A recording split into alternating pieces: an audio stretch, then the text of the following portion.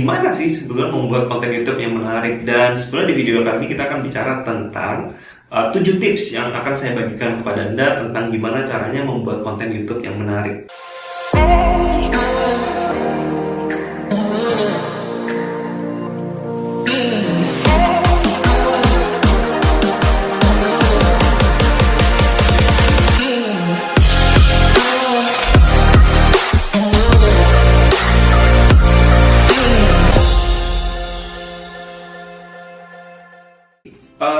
Hai, kembali lagi bersama saya Niko. Di video kali ini sebetulnya kita bicara tentang 7 tips tentang gimana caranya membuat konten YouTube yang menarik. Nah, tapi sebelum saya masuk ke sana, sebetulnya saya ingin memberikan sedikit shout out gitu ya kepada AR Channel, dimana kemarin beberapa hari yang lalu tepatnya ya, dia memberikan komentar tentang video saya.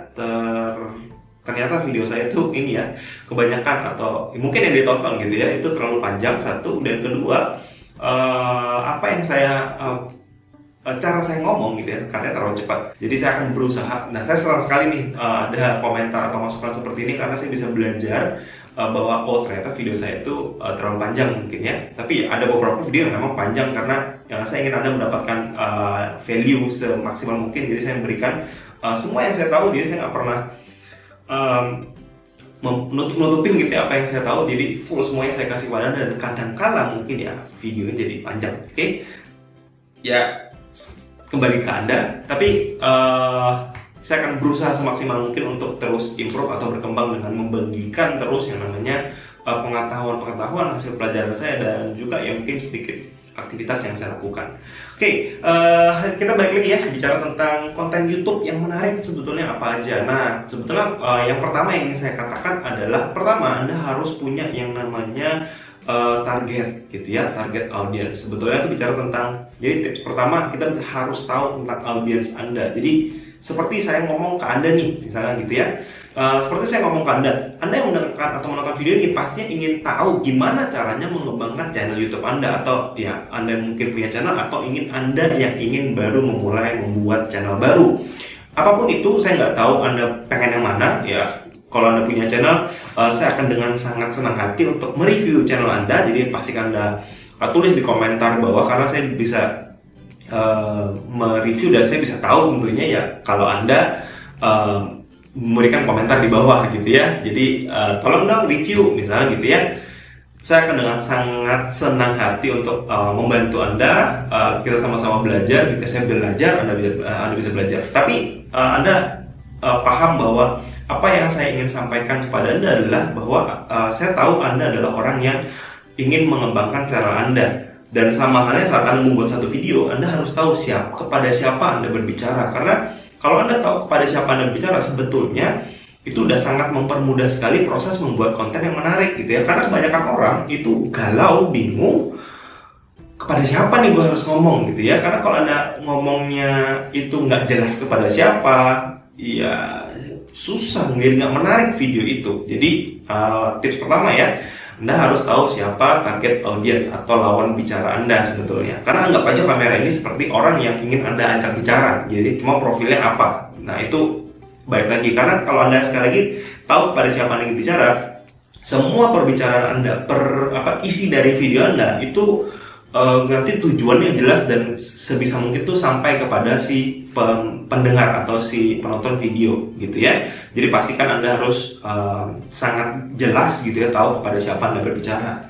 Kemudian yang kedua, kita bicara tentang yang namanya interaktif. Interaktif itu adalah di dalam video pastikan Anda jangan bicara itu seperti ke robot gitu ya, karena yang mendengarkan ini manusia. Jadi pastikan gitu ya, Anda harus interaktif. Jadi nyantai aja, nggak perlu ya mungkin nyantai itu belum tentu sih semua orang bisa nyantai gitu ya. Seperti saya juga setelah membuat ya ratusan video gitu ya, saya baru mulai nyaman di depan kamera. Awalnya gila nggak enak banget ya, yang namanya buat video di depan kamera gitu ya.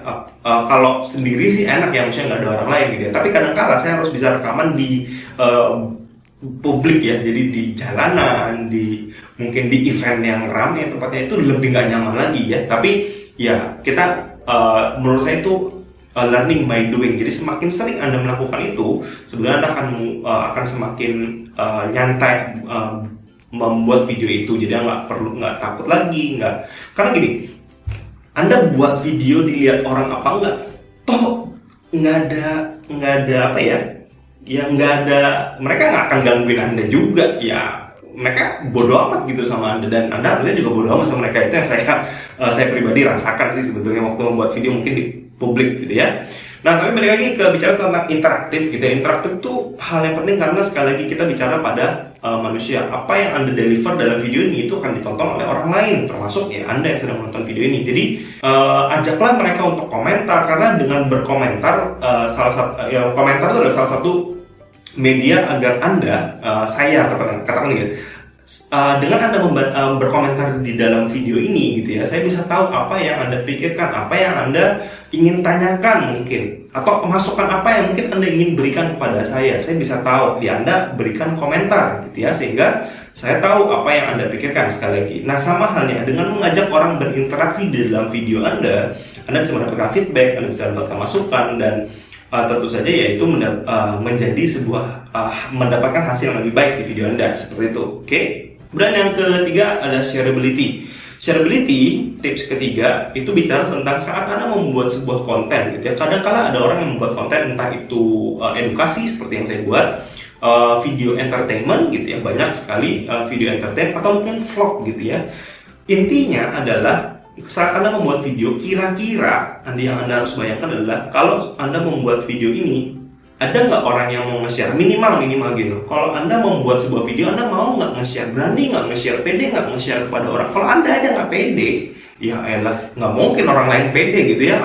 Anda aja nggak mau nge-share, apalagi orang lain. Jadi kebayang ya, shareability itu penting banget. Jadi waktu Anda membuat konten, pastikan Anda sudah bayangkan kalau saya buat konten ini, wah saya pede nih, saya harus sebarin ke banyak orang karena ini ada manfaatnya, ini lucu, menghibur, anything. Yang pasti kalau Anda pede untuk share ke orang, ya orang lain juga akan mudah sekali untuk nge-share ke orang lain gitu ya. Jadi pastikan Anda dapat ide tersebut gitu ya, biar Anda lebih jelas membuat konten nantinya. Nah, kemudian yang keempat, sustainability. Jadi selain dari membuat konten menarik gitu ya, salah satu hal juga kalau bicara tentang shareability tadi ya, orang mau nge-share apa enggak, Anda juga harus membuat kadangkala nih, oke lah kita bisa buat konten yang mungkin viral gitu ya, atau mungkin trending atau lucu atau apapun. Tapi kalau misalnya nih Anda nggak bisa sustain itu Anda nggak bisa membuat konten itu terus menerus, nah itu bisa jadi perkara besar buat Anda gitu ya. Dan problem terbesar adalah saat Anda nggak bisa membuat konten itu secara terus menerus gitu ya, karena ini erat banget kaitannya sama tips kelima, yaitu konsistensi gitu ya. Konsistensi sendiri itu bicara tentang Anda harus punya kontennya dulu dong, baru bisa buat secara konsisten. Kalau Anda bisa buat konsisten, maka Anda bisa posting konsisten. Tapi gimana caranya Anda membuat konten yang secara konsisten, tapi Anda mungkin, ya saya nggak passion nih misalnya gitu ya, saya nggak hobi, tapi ya karena lagi ramai saya ikut aja gitu ya. Nah itu Anda harus hati-hati gitu ya, karena kalau Anda tidak sustain membuat konten, maka Anda tidak akan konsisten juga. Nah padahal sebetulnya kalau kita bicara tentang konsistensi membuat konten di YouTube, itu besar sekali efeknya. Bahkan Atta Halilintar pun gitu ya, beberapa kali memberikan ide atau memberikan masukan bahwa hal yang dia lakukan adalah konsistensi. Tetap upload terus, konsisten. Nah, Anda udah lihat bahwa sebetulnya Atta aja tuh punya tips berhasilnya konsisten gitu ya. Jadi kalau Anda tidak konsisten, ya gimana mau bisa berhasil kayak gitu ya. Sama, tidak cuma Anda, saya juga jadi tertantang untuk membuat konten setiap hari. Ya akhirnya saya akan mencoba untuk memaksakan diri membuat konten setiap hari gitu ya. Berapa lama? Ya target saya sih setahun dulu. Jadi saya akan coba mengejar 300 video dan seterusnya. Tapi goal saya sih sebetulnya paling mudah tuh membuat micro commitment. Micro commitment tuh ya satu hari satu video, satu hari satu video.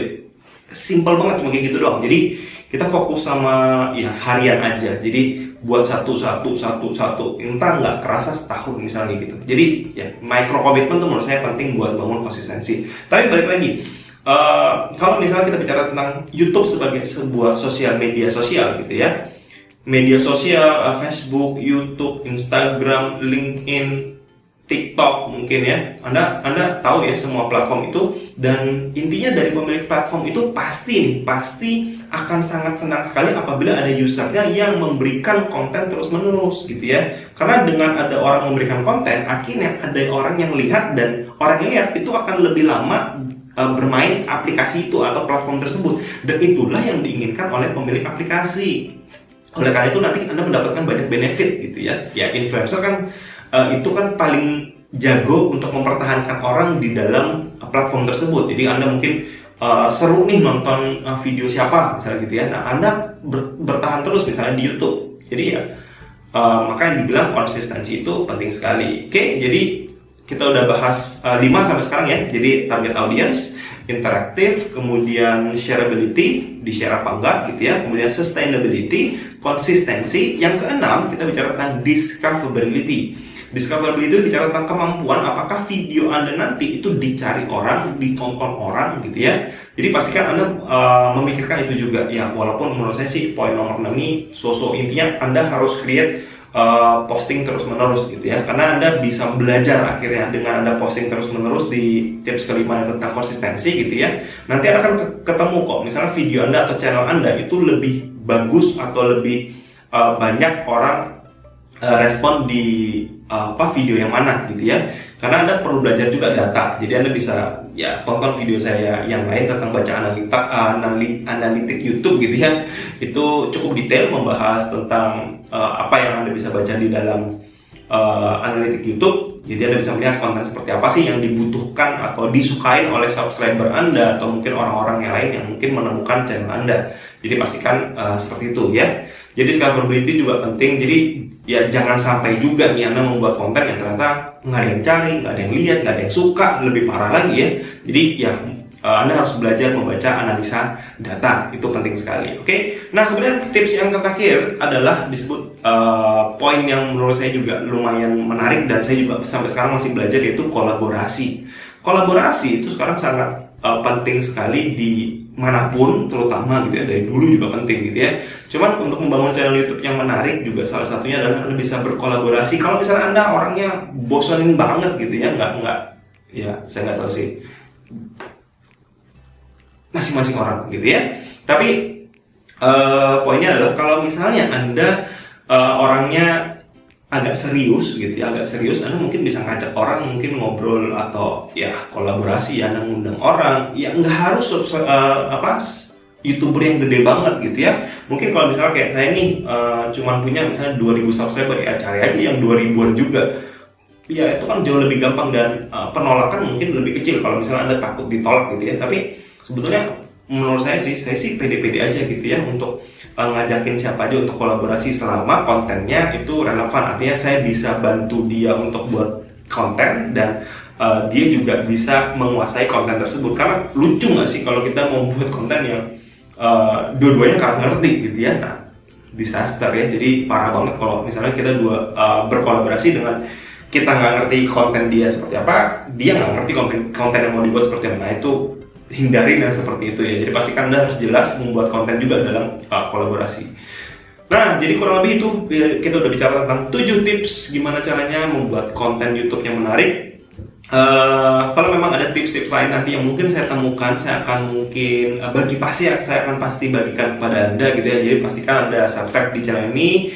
Anda bisa juga belajar banyak hal, nggak cuma sekedar YouTube gitu ya. Saya akan bicara mulai topik-topik yang lain lagi tentang bisnis online, digital marketing, dan ya mungkin saya akan lebih banyak juga mengembangkan channel YouTube saya lebih ke daily vlog saya juga. So kurang lebih itu yang bisa saya jelaskan pada video ini. Jangan lupa juga Anda bisa berikan komentar di bawah gitu ya, karena saya ingin tahu juga apa pendapat Anda. Saya suka banget masukan-masukan yang baru, dan mungkin Anda bisa jadi orang yang mendapatkan shout out dari saya di video yang berikutnya. So pastikan Anda subscribe dan berikan komentar di bawah. Sampai jumpa di video berikutnya.